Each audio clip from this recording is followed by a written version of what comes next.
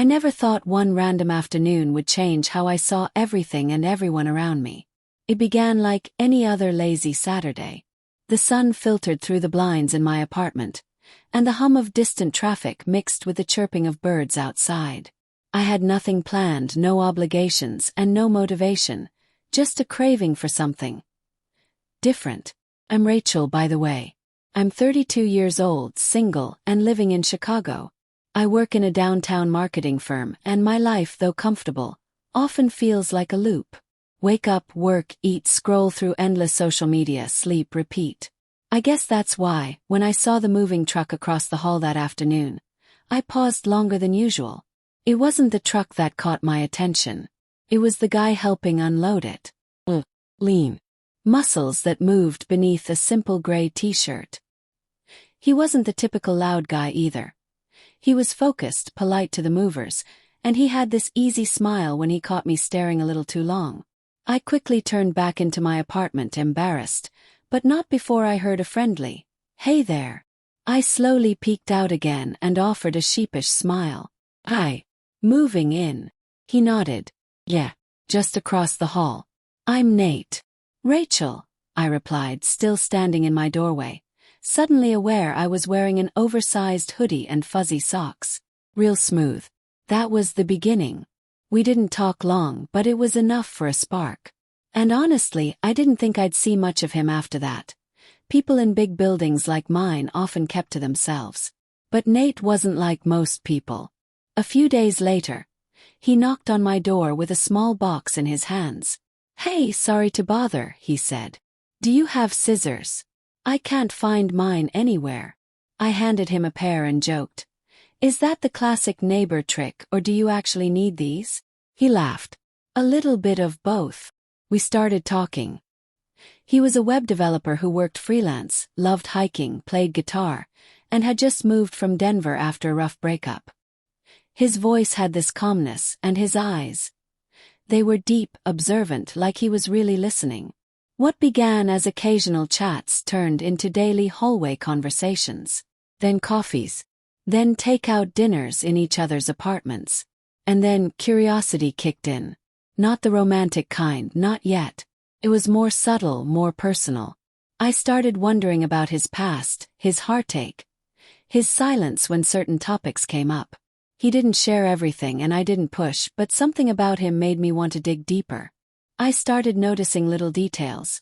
How he clenched his jaw when watching old movies, how he avoided certain songs on the playlist, how he hesitated before saying good night.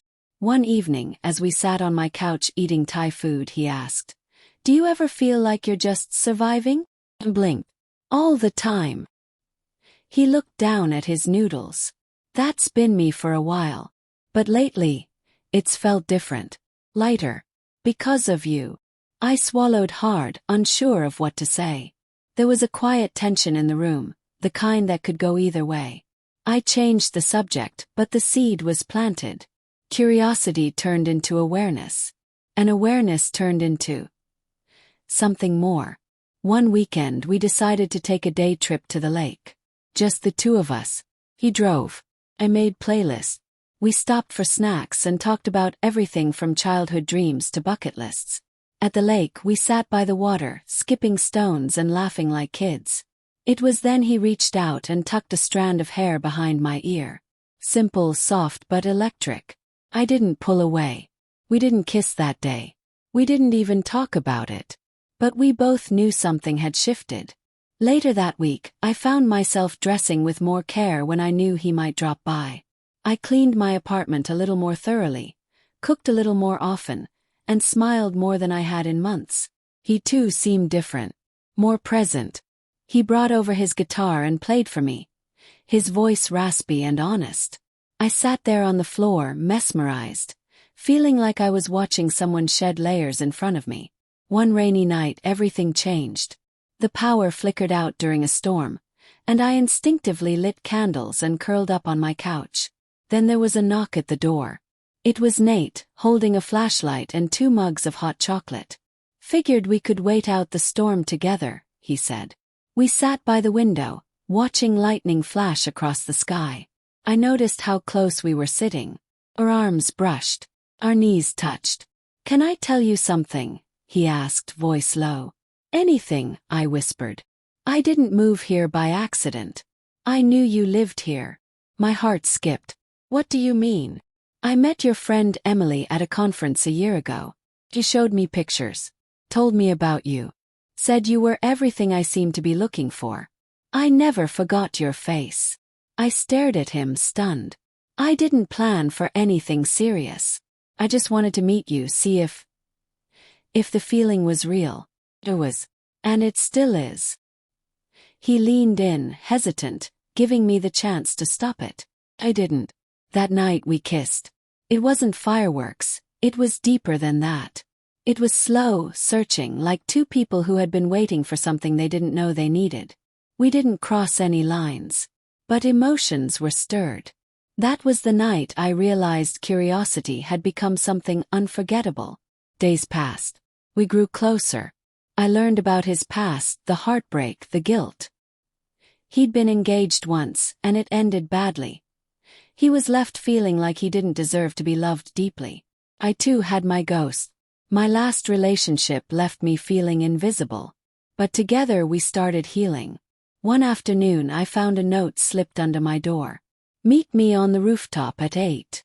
I smiled and climbed up the building stairs that evening, finding fairy lights strung around the rooftop and Nate standing there with a shy smile and 2 glasses of wine. "I don't know what this is," he said, "but I know I don't want it to end." Neither did I. We didn't label it. We didn't rush. We just existed. And in that existence we discovered each other piece by piece. Months passed. Seasons changed. And with them we changed too. Now, looking back, I realize it all began from a spark of curiosity. A glance across a hallway. A borrowed pair of scissors. Simple question. What started as curiosity became connection. Then comfort. Then care. And maybe love. It's been over a year now. We still live across the hall from each other, but we rarely sleep apart. We cook together, work side by side, and laugh more than ever. We still take spontaneous day trips. Still leave notes under each other's doors. Still find new things to learn about one another. So, if you ask me what happened that one Saturday afternoon, I'll tell you this. I was curious, and it became something I'll never forget. Because sometimes the most unforgettable moments begin with a simple, quiet, "Hey there."